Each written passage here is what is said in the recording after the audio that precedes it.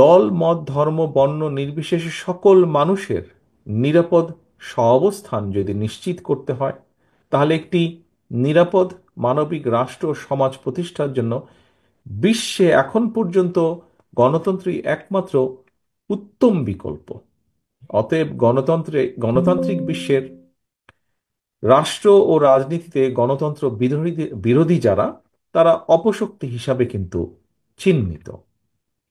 প্রিয় উপস্থিতিবৃন্দ, মানুষের গণতান্ত্রিক রাজনৈতিক অধিকার কেড়ে নিয়ে বাংলাদেশে বিগত ১.৫ দশক ধরে যারা অথবা যে দলটি দেশে ফ্যাসিবাদী শাসন শোষণ চালিয়েছিল, বাংলাদেশের গণতান্ত্রিকামী জনগণের কাছে তাদেরকে কিন্তু তারা বাংলাদেশের গণতান্ত্রিকামী জনগণ তাদেরকে অপশক্তি হিসাবে কিন্তু চিহ্নিত করেছে। এর ভিতরে গণতান্ত্রিক রাজনৈতিক চরিত্র হারিয়ে যে দলটি দেশ এবং জনগণ এবং গণতন্ত্রের বিরুদ্ধে অবস্থান নিয়েছিল, দেশের গণতান্ত্রিকামী জনগণ তাদেরকে এরই ভিতরে অপশক্তি হিসেবে চিহ্নিত করেছে।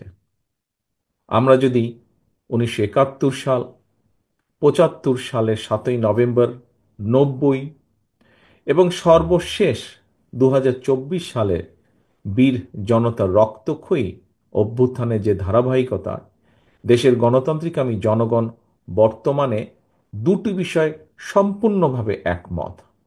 এক, বাংলাদেশকে যাতে আর কেউ ভবিষ্যতে তাবেদার রাষ্ট্রে পরিণত করতে না পারে, এবং দুই, গণতন্ত্র বিরোধী পলাতক তাবেদার অপশক্তি যাতে আর মাথাচাড়া দিয়ে উঠতে না পারে।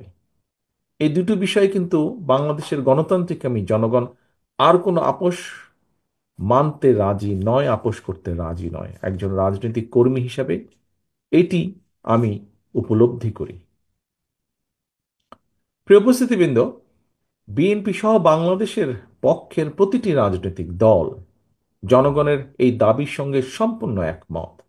আমাদের বক্তব্য স্পষ্ট: যারা বারবার সংবিধান লঙ্ঘন করেছে, দেশে অবৈধ সংসদ বা সরকার গঠন করেছে, যারা সংবিধান লঙ্ঘনের সঙ্গে জড়িত ছিল, তাদের প্রত্যেকের বিরুদ্ধে আইনগতভাবে ব্যবস্থা নিতে হবে।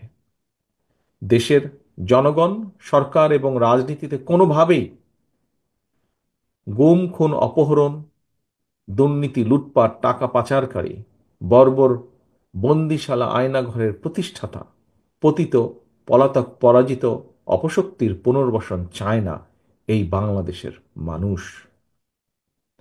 প্রিয় উপস্থিতিবৃন্দ, সম্মানিত নেতৃবৃন্দ, শুরু থেকেই বিএনপি বিভিন্ন সময় বিভিন্ন বিষয় জনগণের অভিপ্রায় এবং রাজনৈতিক দল হিসেবে বিএনপির অবস্থান বর্তমানে যে অন্তর্বর্তীকালীন সরকার তাদেরকে জানিয়েছে, জানিয়ে এসেছে, জানিয়ে যাচ্ছে।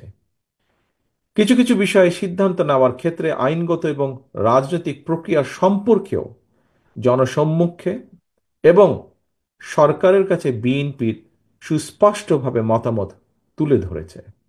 কারণ জনগণের প্রত্যক্ষ ভোটে একটি জবাবদিহিমূলক গণতান্ত্রিক সরকার প্রতিষ্ঠার স্বার্থে বিএনপি সহ ফ্যাসিবাদ বিরোধী দলগুলো অন্তর্বর্তীকালীন সরকারকে সফল দেখতে চায়। বিএনপি এই সরকারকে সফল দেখতে চায়।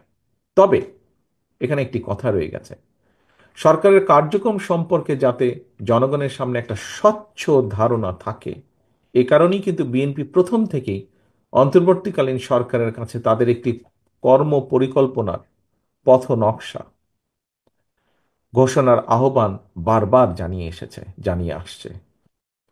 সরকারের কার্যক্রম সম্পর্কে স্বচ্ছ ধারণা যদি জনমনে থাকে, তাহলে জনমনে কোনো রকমের সংশয়, সন্দেহ কিংবা বিভ্রান্তি সৃষ্টি হওয়ার সুযোগ থাকে না।